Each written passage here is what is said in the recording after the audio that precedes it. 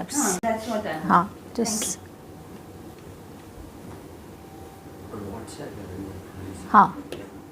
Has it come? No, I'm checking. It will come.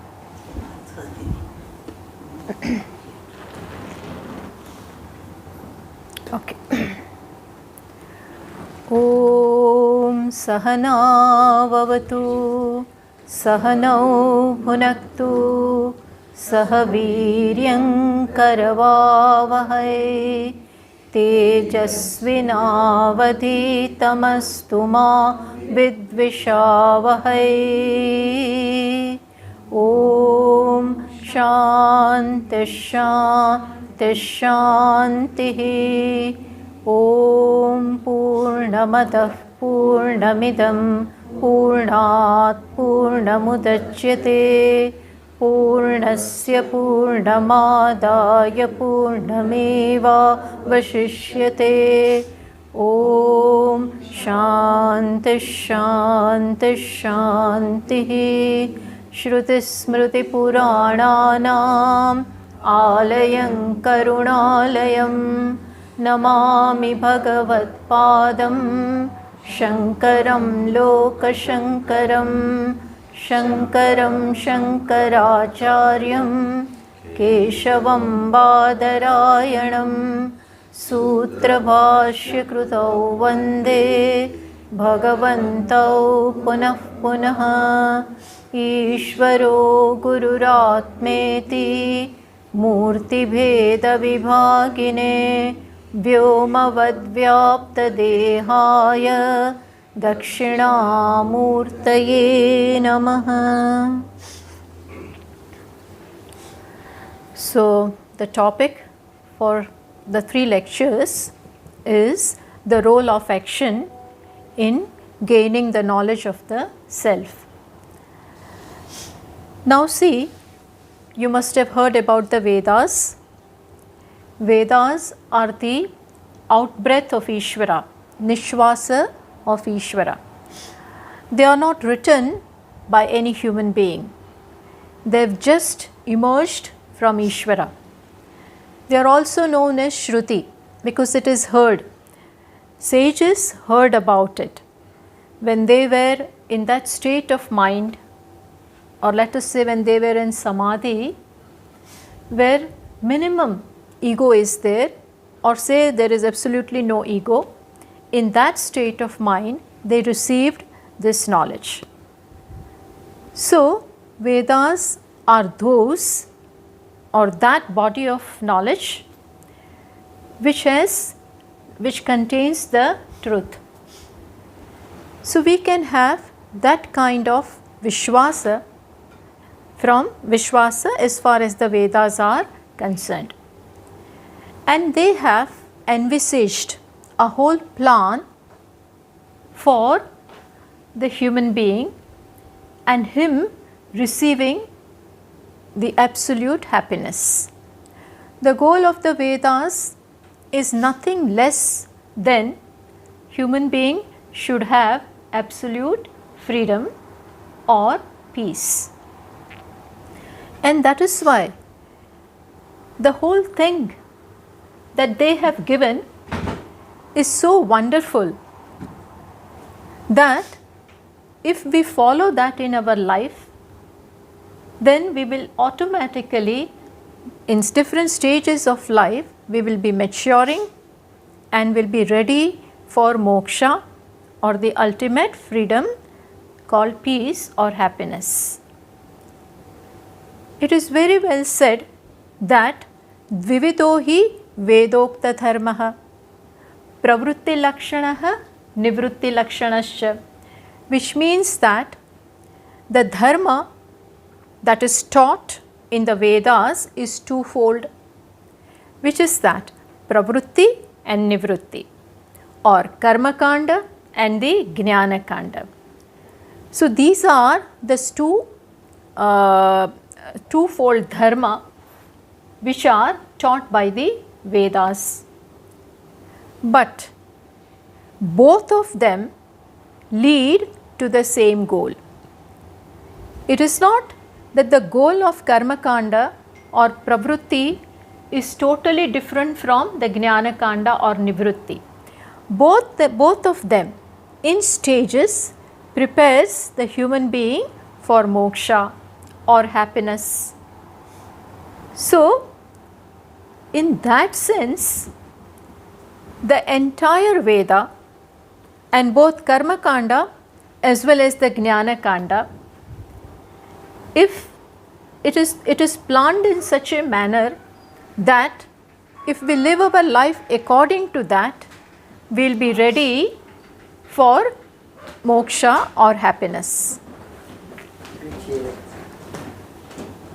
This has been very well brought out in Ishavasya Upanishad as well as Brihadaranyaka Upanishad and many other Upanishads.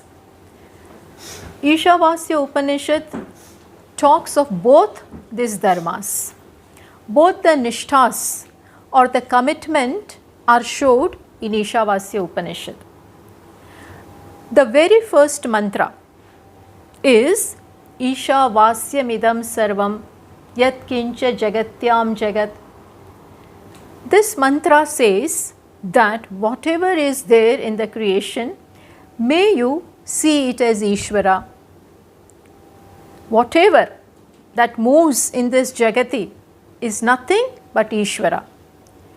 But this mantra obviously is meant for those who are ready to absorb and grasp and abide in this knowledge. Obviously, everybody is not ready for it.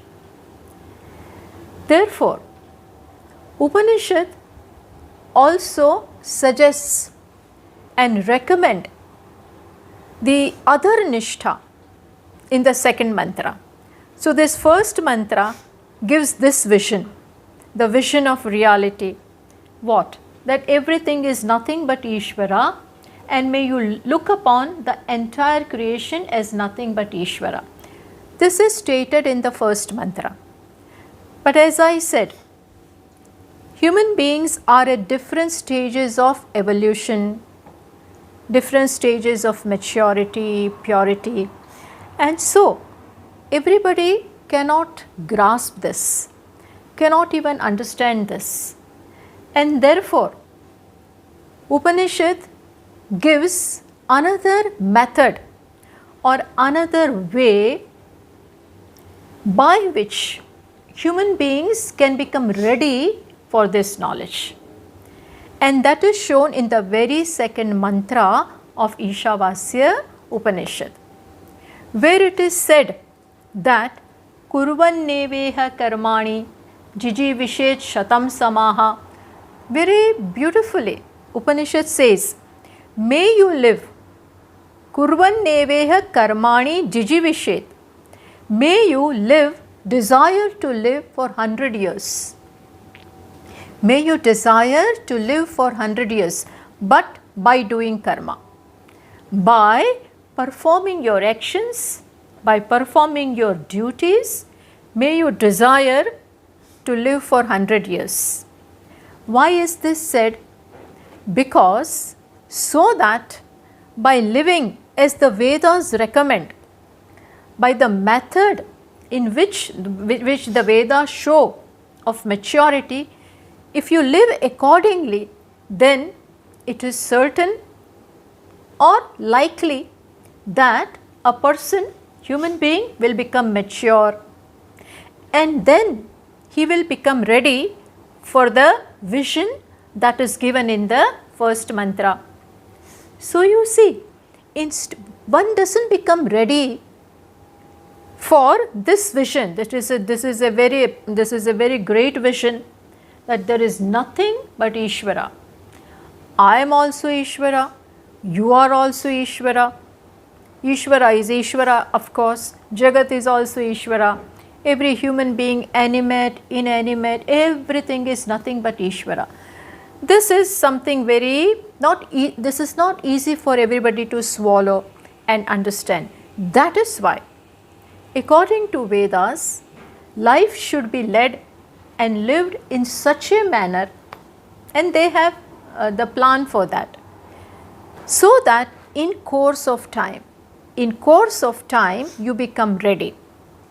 This has been beautifully shown in Ishavasya Upanishad. In Bhagavad Gita, we see that Lord Krishna has milked all the Upanishads, Sarvopanishado Gavaha, Dogdha Gopalanandanaha.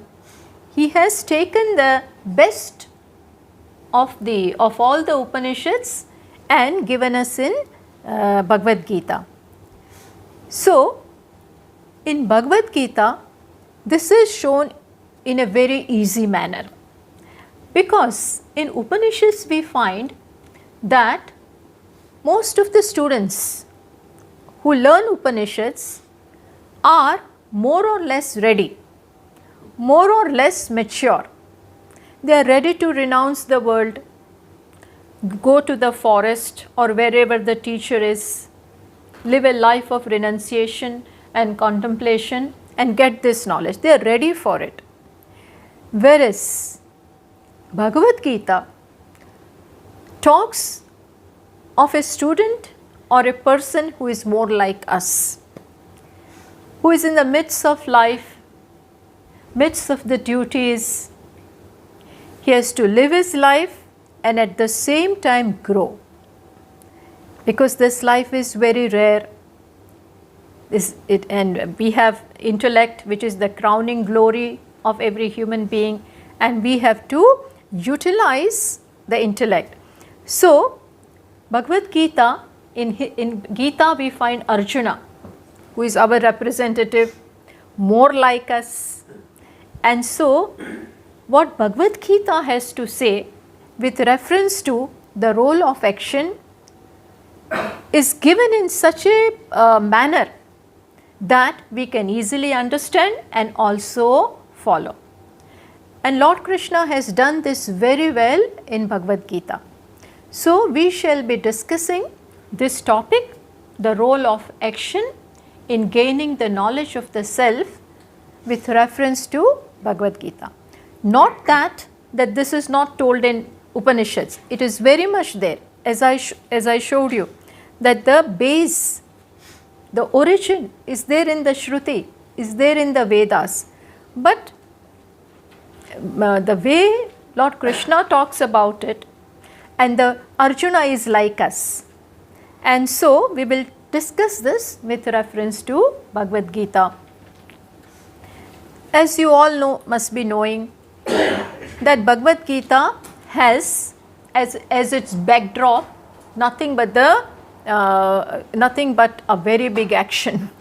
a big battle was imminent, and that is the backdrop of Bhagavad Gita. And Arjuna, as we know, had come all ready, all enthused to fight the battle. He had even taken the help of Lord Krishna. Plus, now both the armies are arrayed in Kurukshetra. Conches are already blown, warriors are ready. So, battle is about to begin. At that moment, what happens? Arjuna is asking Lord Krishna to place his chariot in between the two armies. Senayoho ubayoho madhye ratham stapaya me achyuta. Oh Achyuta, please put my chariot in the midst of the two armies, so that I can very well see who the warriors are and also plan my strategy. So, why I am saying this is that the mood is different at this moment. Arjuna is all enthusiastic, plus all ready to fight. His mood he is altogether in a different spirit, different mood. And then Lord Krishna did as he was told, and he placed the chariot Bhishma Drona Pramukhatah, right in front of Bhishma Pitamaha and Dronacharya. One is his grandsire, other one his teacher, and then said, that please see the Kurus who have gathered here. So Lord Krishna perhaps deliberately uttered the word Kuru. Kuru means they all belong to the Kuru clan. So perhaps, maybe, he had something in his mind. And so what was there perhaps in his mind? To perhaps arouse the compassion or the feelings that that could arise when he sees his own siblings, his own cousins, his own kith and kin in both the armies. And that happened too. When Arjuna sees his own people, when he sees Bhishma Pitamaha and Dronacharya and everybody, not that he did not know, but when he sees them, Krupaya Paraya Vishtaha, then he was overwhelmed. He was overwhelmed by compassion. And very soon he sank in the ocean of sorrow. But understand, this is little misplaced in the battlefield.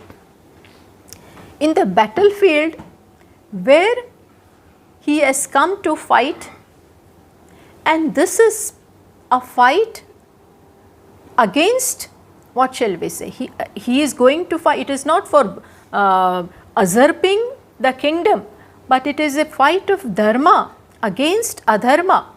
And Arjuna is a warrior, he is a kshatriya. It is his duty to protect dharma.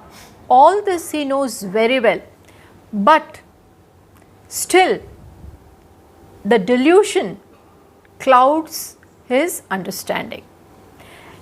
And when, see, whatever we do is decided by what is our perception of the situation. Everything is decided by how we judge the situation. So far, the judgment, the perception was different in Arjuna, but now it has changed. And in all these people who stand for adharma, he sees his own people. In a battlefield, there is no family. In battle, there is no I and mine. This kind of thing should not be there. Supposing the police begins to have compassion for miscreants, then what will happen? Then they will not be able to take the action which they are supposed to take. So they have a certain role to play. They are warriors. They are the one who will take care of law and order. So whatever is their duty, that has to be done. Same thing was right even for Arjuna, but now his mood has totally changed. And then the thinking now has changed, and therefore we see that effect in his body also. He has gone, he totally found himself unable to even stand also. His bow and arrow also slipped from his hands. His body was trembling. His hair, or he had horripilations. He had tears in his eyes. And he declared, what he declared? Visrujya sasharam chapa shoka samvigna manasaha. He threw rathopasta upavishata. He threw his bow and arrow and sat down in his chariot. Meaning that one who had taken up Dhanurudyamya Pandavaha, who had taken up, who was ready to fight, because that time his understanding was different. Now the understanding and perception having changed, his mind is also, his mood is also different, and he has almost decided and even told Lord Krishna, I will not fight. I am not going to fight. Even though he did this, he sat down over there but did not go away. He did not go away because he felt rather that there was some fallacy in his thinking. That much he could see. He gave a very big lecture about why not to fight, but still in the heart of his heart he felt that there is something wrong in his thinking, and he waited for Lord Krishna to respond. Lord Krishna was perhaps, or rather he was waiting for this moment. And so what happened with Arjuna? Arjuna has now, it is very amazing and surprising that sometimes, sorrow provokes a different kind of thinking in us, and we begin to see life in altogether different perspective, which sometimes doesn't happen when we are surrounded by happiness. Sorrow can do that, and that is exactly what happened with Arjuna. In this mood, he has developed Vairagya.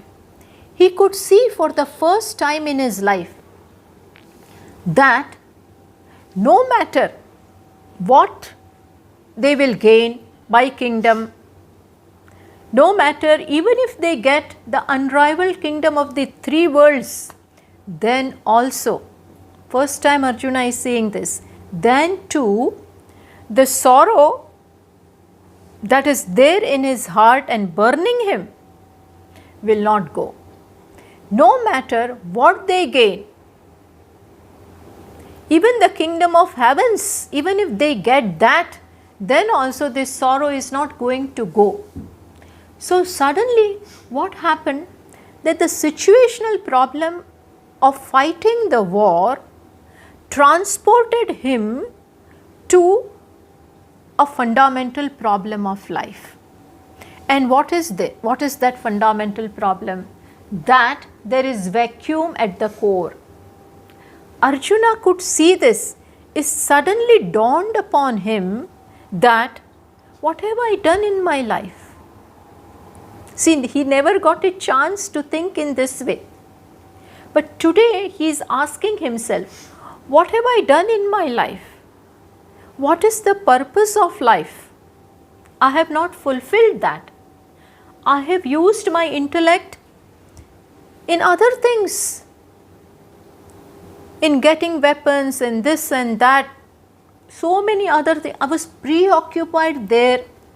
Never have I given a serious thought as to what have I come here for, and why have I still not got that? All the happiness that I have got so far is fleeting, has been momentary. So I have missed something very important. That is what Arjuna realizes. And see how from the situation of the war and the problems and the question that it created, suddenly the thinking went into altogether a different direction. And now he is not interested in fighting. He doesn't want to fight. Na kangshe vijayam Krishna, na cha rajyam bhogas sukhani. I don't want to fight. I don't desire kingdom. I don't desire to fight against this people, even if I get it. Because it will not solve my fundamental problem.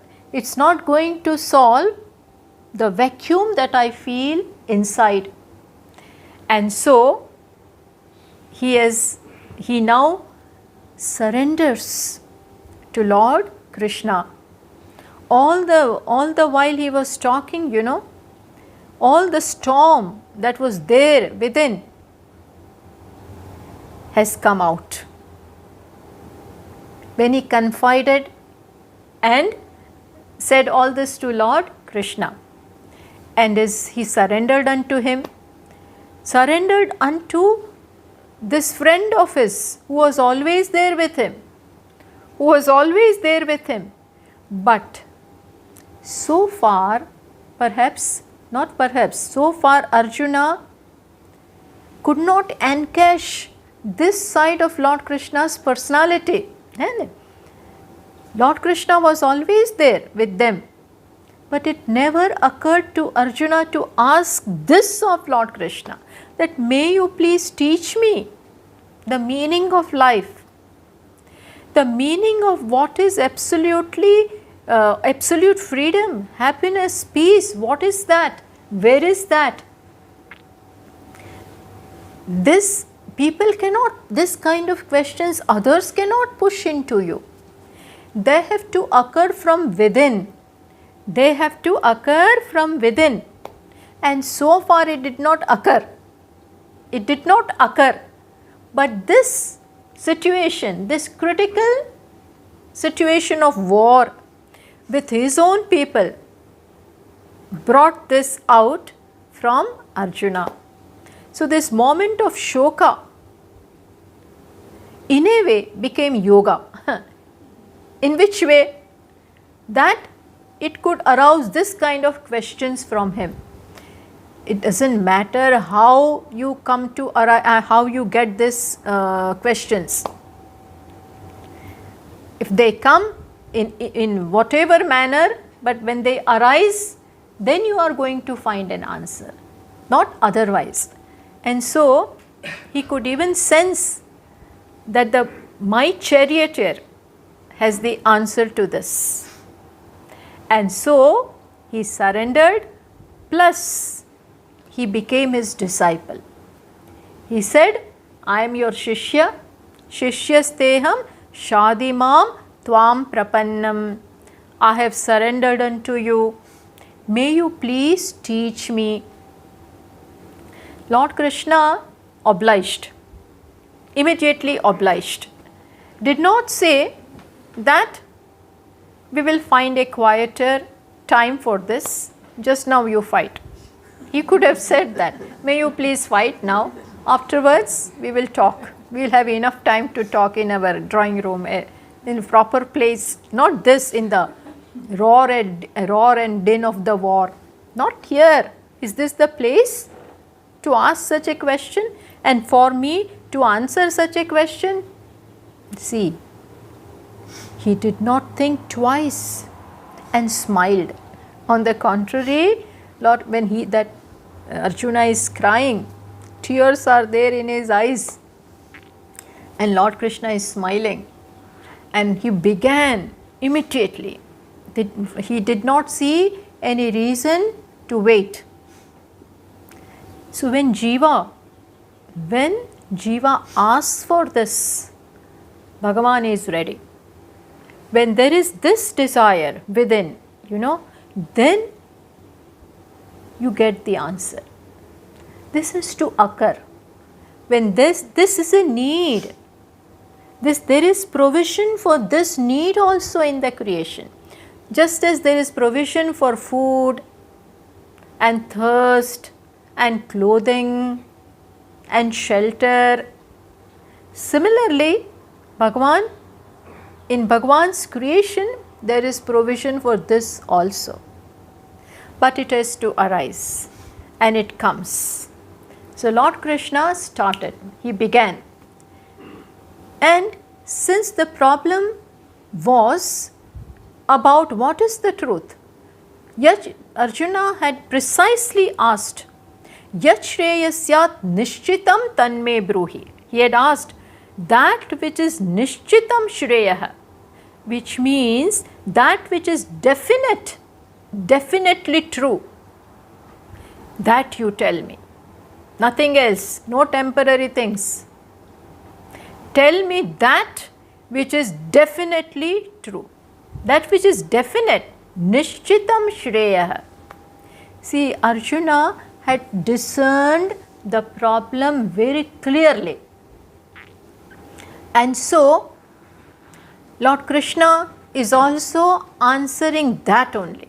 He began with that. Lord Krishna then unfolds the nature of the self Atma, the reality. And he said that, Arjuna, there is absolutely no reason to grieve about anything. There is no reason for grieving over anything. Why? Because when you examine, when you see the nature of the Atma, there is no room for grief there. At the same time, when you look at Anatma, non-self, or let us say non-self means that which is jadam, inert, plus that which is there temporarily, plus that which changes every moment, that is called Anatma. There is no need for grief as far as Atma is concerned, and also as far as Anatma is concerned. Neither Atma calls for grief, neither Anatma calls for grief. Then he briefly explained in second chapter itself. He said, because here the reference, the topic was of death, and because that triggered sorrow in Arjuna, that is why Lord Krishna says, Na jayate mriyate va kadachit.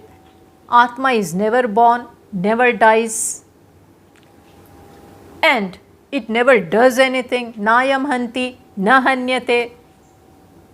It is always there.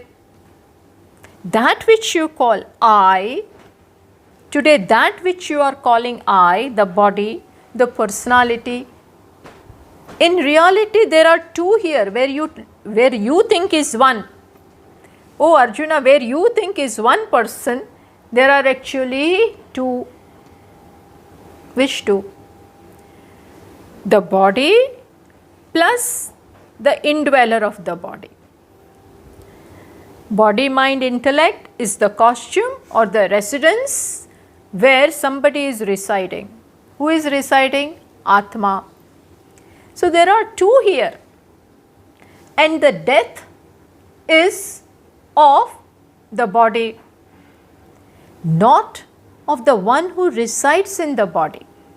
Avinashitu tadviddi yena sarvamidam tatam. That which abides in every bodies is what? Avinashi, is indestructible, and it pervades everything, which means it is one. The one self abides in all the different bodies. So selves are how many? Self how many? One. Bodies how many? Many. For Arjuna this was news. He never knew this.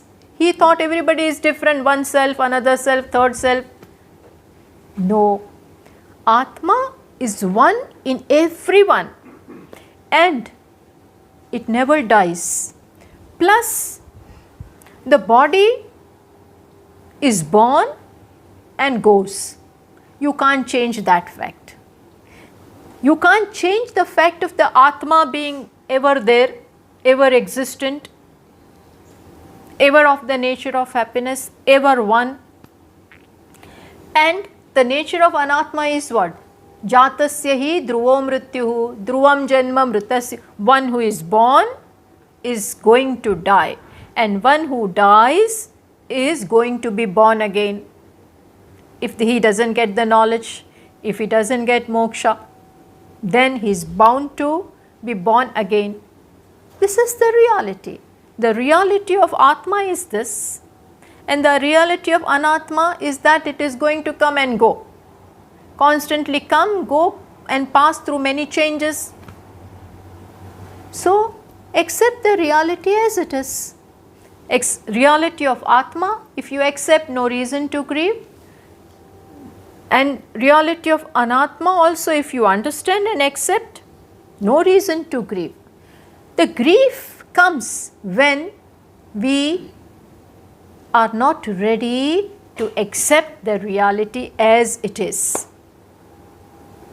When you want the body which is subject to being born and dying, you want it to remain forever, which is not possible.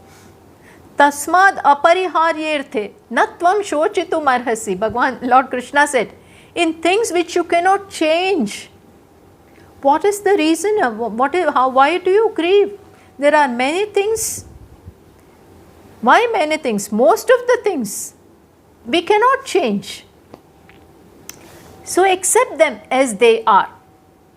In this manner, Lord Krishna gave him the knowledge of reality. And he gave the absolute knowledge which is found in the Upanishads.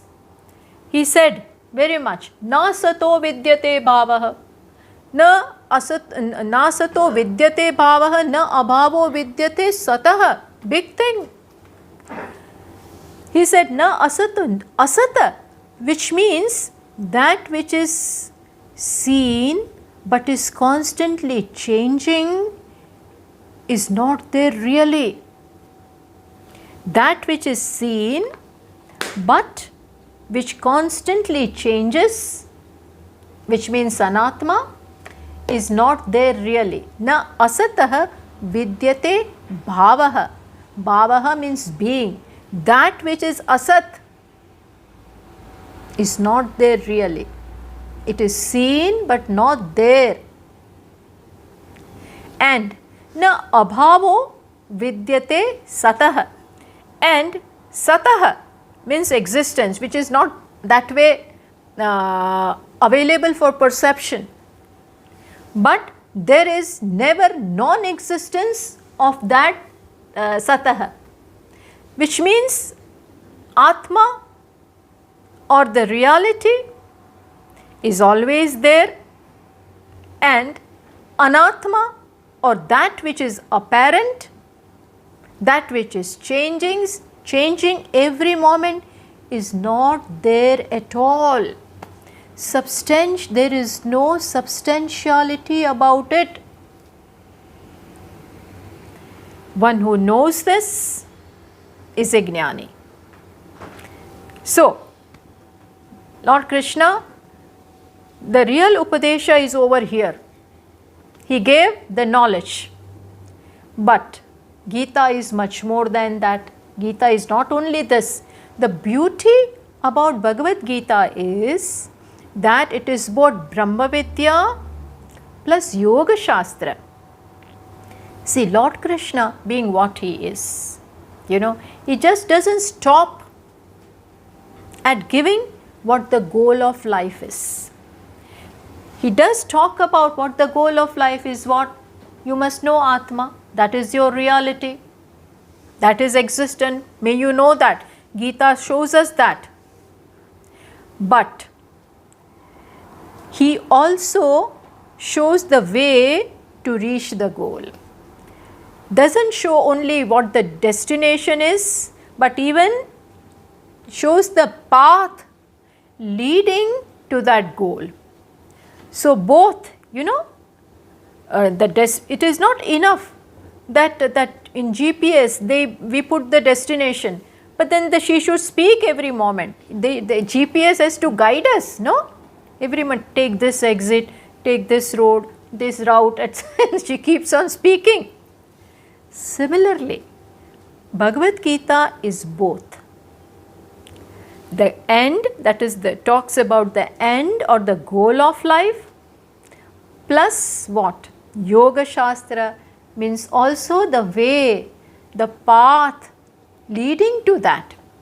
Both are shown in Bhagavad Gita. And here comes, goal is Atma, goal is the reality which Arjuna has asked for. Arjuna asked only for that, but Bhagavan did not stop there. He also talks about what? Brahma Vidya he talked about, but he also talks about Yoga Shastra. Yoga Shastra means the means by which you can reach the goal. That is very important. Then it is total package. Then it is one package, Just showing the destination and then you reach your whichever, I don't know how you, I cannot guide you. Then it won't work. Gita is manual of life. When you buy a big electronic gadget, then they give you manuals which you have to study. Then only you can operate that. Otherwise you buy big things but you don't know how to use it. Then of no use, Gita is manual of life.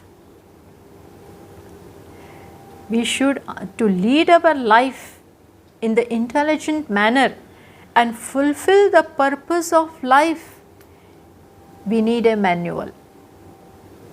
Life is an important thing. It is also very precious and dearly bought. Having spent so many punya karmas, so many meritorious deeds we have paid for getting this life, and so it has to be lived to the full. We must have all the knowledge about what the destination is plus what is the path.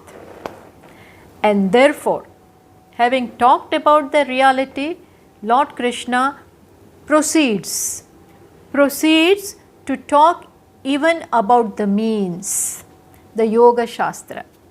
Just as Vedas talk about both pravrutti, nivrutti. Similarly here, Bhagavan said in 3rd verse, Lokesmin dvivida nishtha, jnana yogena sankhyanam, karma yogena yoginam. There are 2 commitments leading to the same goal. Stages of that same goal, not even they independently lead. No. The goal is one and these 2 commitments are 2 different stages leading to that one goal, one destination. So Bhagavan then started talking about Yoga Shastra or Karma Yoga. He said in between that so far I have talked about Sankhya. Sankhya is Samyak Khyayate iti Sankyam. That which is very well revealed by the Vedas, by the Upanishads is Sankhya, which means Brahman, which means knowledge. That has been unfolded by Lord Krishna. But that is not enough. Why? I know all about what Atma is in words. In words I know. But that is not enough. Knowledge of the self calls for a mind, a prepared mind. Knowledge of the self, or perhaps just as any kind of knowledge. Any knowledge when you want physics or of chemistry or of mathematics or of computer, whatever, you require proper preparation for it. There are different kinds of preparations for different subjects. If I want to go in medicine, I need to take some different subjects in 10th and 11th and 12th grade. If I want to take up arts, then I need to take different subjects. Similarly, Atma Jnanam, knowledge of the self, is very, very subtle. Kathopanishad says, Esha sarveshu bhuteshu gudhotma na prakashate. Atma is very subtle, hidden in a place where nobody will ever suspect. In such a place it is hidden. You will look out. It will never occur to you that the one who is looking itself is that. It will never occur.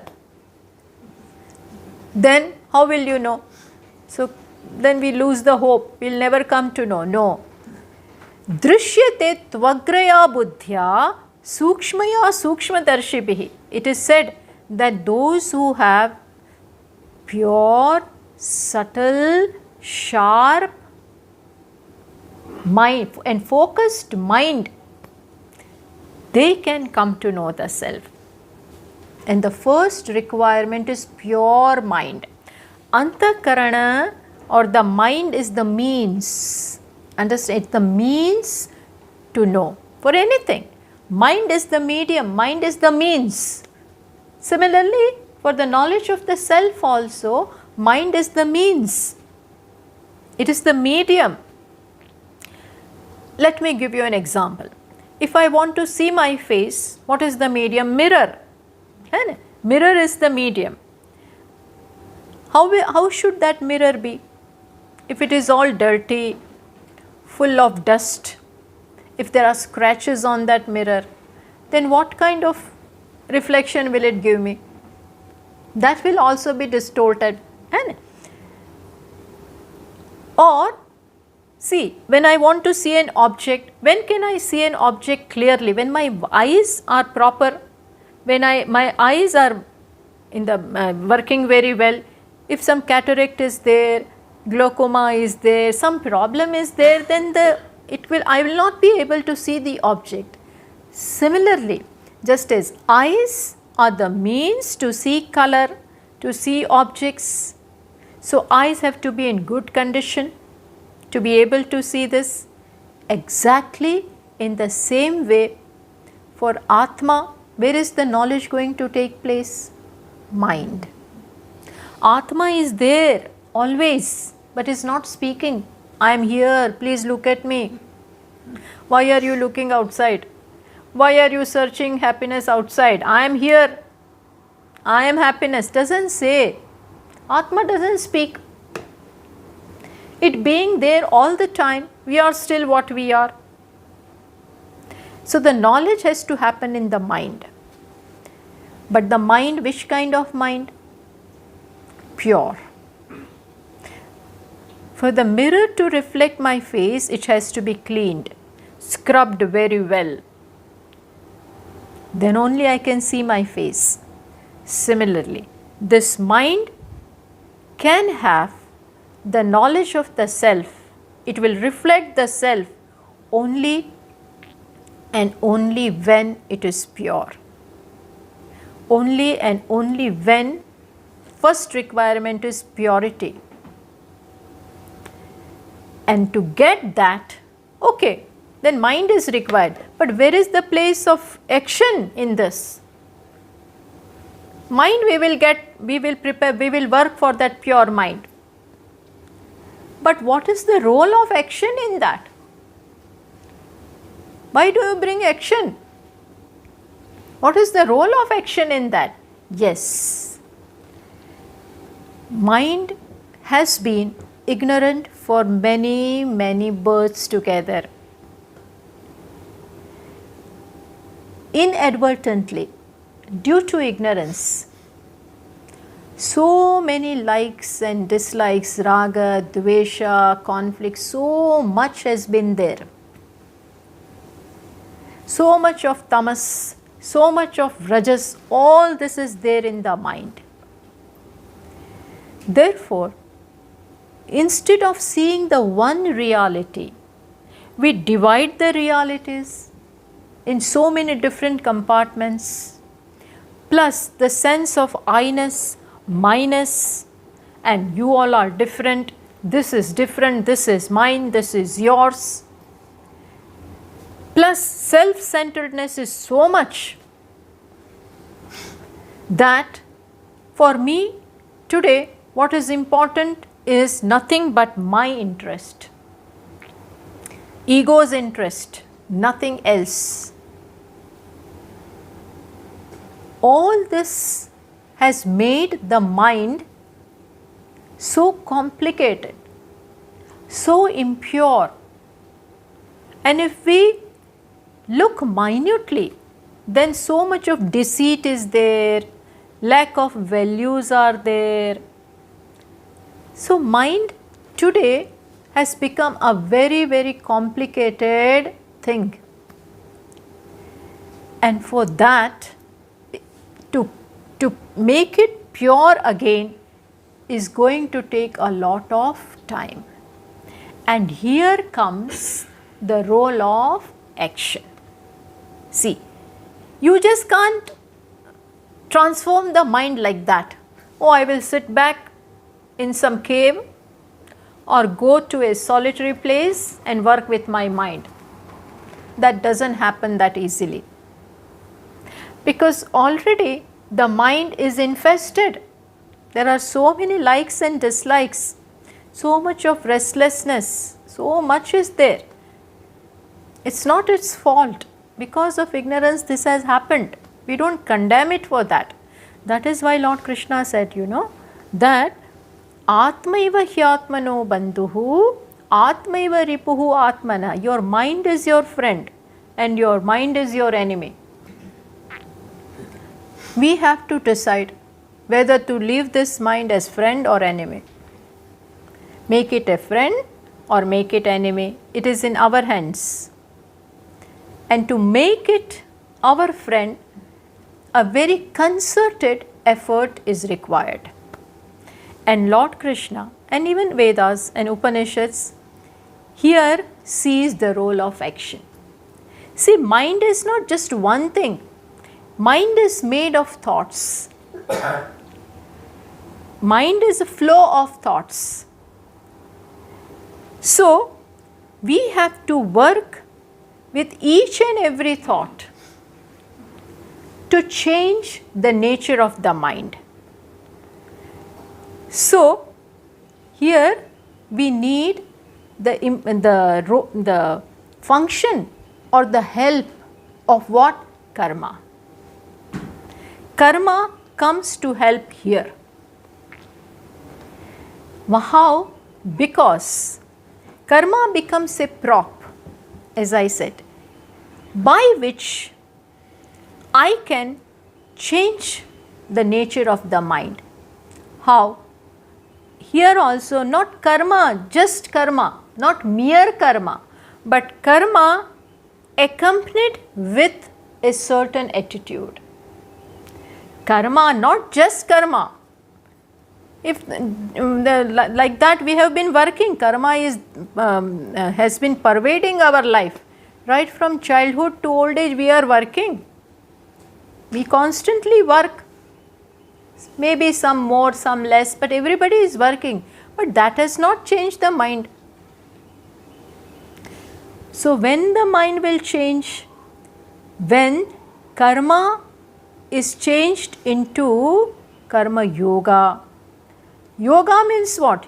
Yoga, the word yoga comes from the root yuj, which is in the sense of joining. So, with each karma, now I bring a different attitude. So, karma when accompanied with a certain attitude, bhavana, I deliberately entertain a certain attitude with each karma that I perform, and when karma is done in that manner, then in course of time it will change the nature of the mind. I deliberately get rid of all the likes and dislikes by placing opposite thoughts, and in this manner we bring about the change in the mind. Just as when we want to take Ishvara's name, we all do mala, japa mala. Why should we take a mala and then pass the beads one by one? Do it in your mind, need not need a mala, but it becomes helpful. With each passing bead, we take Ishvara's name. Om Namo Bhagavate Vasudevaya. One, then another, then third one. Because mind has the tendency to waver, to run away. So this, it helps. Even when we are doing mala, mind may go away. Mala to karme jape. Then Kabir ji writes all this very well. But then, sometimes it has stopped. So it helps us in bringing back our mind, our thoughts. Similarly, the role of action is what? The role of action is this, that with each action, I dip that action, just as for gulab jamun. Gulab jamun, that only jamun we don't eat. We dip it in what? That syrup, sugar syrup. Then only when you dip it in that, then the sugar permeates the entire jamun, and then from wherever you eat, it is sweet. Similarly, with each action that I do, we will talk about that tomorrow. With each action is dipped in what? Is dipped with a yoga, with a certain attitude, a bhavana. This is for Ishvara. This is Ishvara. This is for done for him. This will change my action and make it what? Offering. And that will change my mind. So, not action but the attitude which accompanies the action. Understand this very well. Not action, blindly doing action from morning to evening. We do that. Start from morning. We do so many actions, finish it, so much of work is done in half an hour, then go to work, come back, do this. But none of them becomes karma yoga. None of that is karma yoga. And see, we waste away our karma. The same karma could have been an opportunity to change our mind and get ready for Ishvara, for knowledge. It could have been used that way, but we didn't know. We didn't know this, that karma is a great gift, opportunity to transform myself. And when the attitude is there very clear, it changes the color of the karma also. Action, small or big, is not important, but the bhavana, the attitude with which you do it, makes it either offering or just karma, mechanical karma. The fan constantly moves, things are just happening. None of that is karma yoga. But even the smallest of actions, when done with a certain attitude, that is karma yoga. That is karma yoga. And this is absolutely necessary for those who are ready. There may be few like that. They may have done it in their past lives. Nobody can, there may be some sages, some sadhakas who are born with vairagya, born with purity. Their minds are very noble. They see Ishvara. There may be some. For them, supposing they are all ready for knowledge. But more often than not, that is not the case. And we need this karma, yoga shastra. Therefore, Lord Krishna says, up to this point, he said, Esha te bihita sankhye buddhihi yoge tu imam shrunu. Up to this point, I talked about sankhya, the knowledge of the self. But now listen about yoga. If you can bring that in your life, then all your karma bandhana will go away. See, yoga has the capacity, this bhavana has the capacity to free you from the bandhana, from the bondage that karma can create. See, same thing, if not done intelligently, can be the cause of your bondage. But if the same thing done intelligently, then it can become a cause for freedom also. We must know how to use it, how to employ it. And this is wonderfully taught by Lord Krishna. Having talked about all this, he then told Arjuna, Karmanye vadhikaraste. It is for karmani evate adhikaraha. Your right is in action. not in the results thereof. Why? Because of course he had to teach both, but he knew that Arjuna particularly needs it. Arjuna particularly needed it, although Arjuna expressed that I want nothing but Nishreyas. I want to now renounce. He just wants to renounce, but not ready for it. Renunciation, you just, without preparation, if you just renounce, go away and you are not ready for it, then it can become very difficult. It can become very difficult. That is what also Lord Krishna says categorically in Bhagavad Gita. Sanyasastu mahabaho dukkham aptum ayogatah. Without yoga, without proper understanding, without yoga means what? Without preparing yourself for it, without preparing your antakarana for that, for knowledge, if you just walk away, then that sannyasa will become very painful. Dukkham aptum. It will become cause for pain. Why? You have renounced, but mind has not been ready. Mind is not ready. You can't switch off and switch on like that with the mind. Now you renounce, now think of Bhagavan, now don't hate this person, don't like this person. It is not going to work. It needs training, it needs education, it is a process. So, untimely, you can't take to this kind of decisions. Be ready. So, Arjuna, for Lord Krishna, then having talked about Sankhya, talks about karma yoga. And the beauty about this is, we will talk about this. Why? The beauty of this is that there is no loss in this.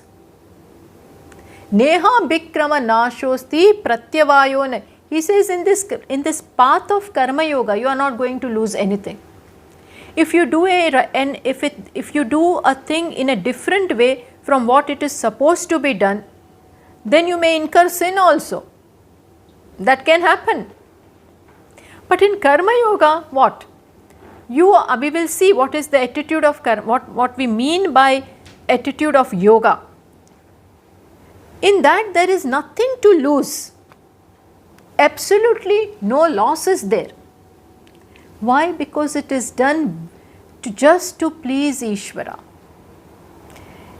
Karma, another thing, karma can become yoga only and only when we bring Ishvara into it.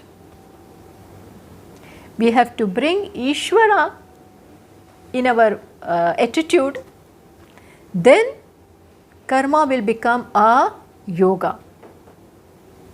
So, when done in this manner for a long time, then this bhavana, this karma yoga is capable of neutralizing all the likes and dislikes, all the impurities, all the self-centeredness, all narrow-mindedness, all deceit, all cunningness. All this is there in the mind, you know. Mind is like that. Today, self-interest comes first. To help others, if we have to help, then we run away. It's not that easy. Let others do. I will go. It's not always convenient. Why? Because to me today I am important. Most important is this personal I, ego. And we want to know about Ishvara. So I have to become like Ishvara to know Ishvara. To know Ishvara, I cannot remain like this. To know Ishvara, I have to become like Ishvara.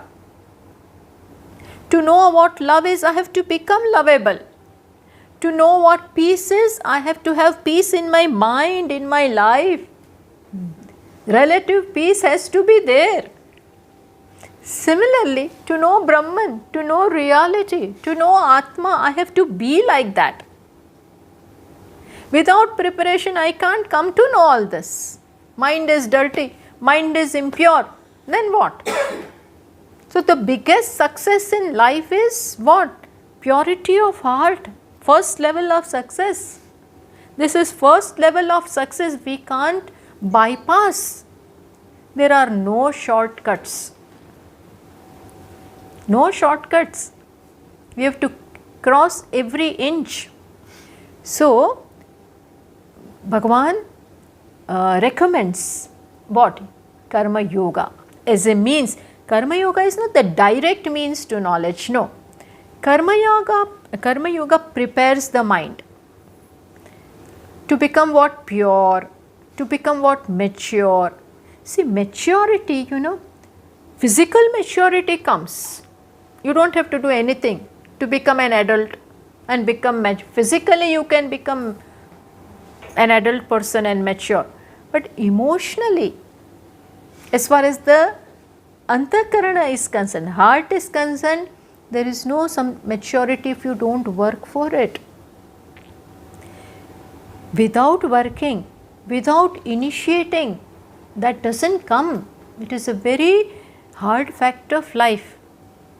Just because we have grown, that doesn't mean that we are really mature. Sometimes old people exhibit more immaturity than young people. That is how sometimes it is. Why? Work has not been done. Lot of work is required with the mind, with the personality, with svabhava, with disposition. Our disposition comes in our way. And with that kind of disposition, how are we going to know about Bhagavan? We may know in words, but we won't become that. We will not abide in that. So, here is the role of action. Action, karma, with karma when converted into yoga. So, when yoga comes with karma, an attitude accompanies each and every karma. Each and every karma. Each of my karma has to become yoga. Then, sooner or later, and then we don't worry about when. When? Tell me when. Are you enjoy this? It is the path of purity. Enjoy. It will become pure. Because innately the mind is pure. Because of ignorance all this has come. Otherwise by nature even mind is pure. So, tomorrow we will start seeing how Karma Yoga converts the mind and how Karma Yoga has two facets which we will see, and how it helps in making the mind emotionally mature and preparing it for knowledge. Okay, we will begin this from tomorrow. We have already begun, but we will go further into this tomorrow. So, tomorrow morning, Tomorrow morning at 7:30. Tomorrow morning at 7:30, a short meditation. Tomorrow morning we will have 7:30 to 8 meditation and 8 to 9 class. Right? Yes. Or yeah, that's okay. how it is. That is how it has been scheduled. And in the evening, we have a third session, which is the last session, which will be followed by a potluck. Okay. And I'll complete that. Om Purnamadah Purnamidam Purnat Purnamudachyate Purnasya Purnamadaya Purnameva Vashishyate. Om Shanta Shanta Shanti. Harihi Om Shri Gurubhyo Namaha. Harihi Om. thank you, Swamini ji. Now we know whatever karma we do, whether we like it or not,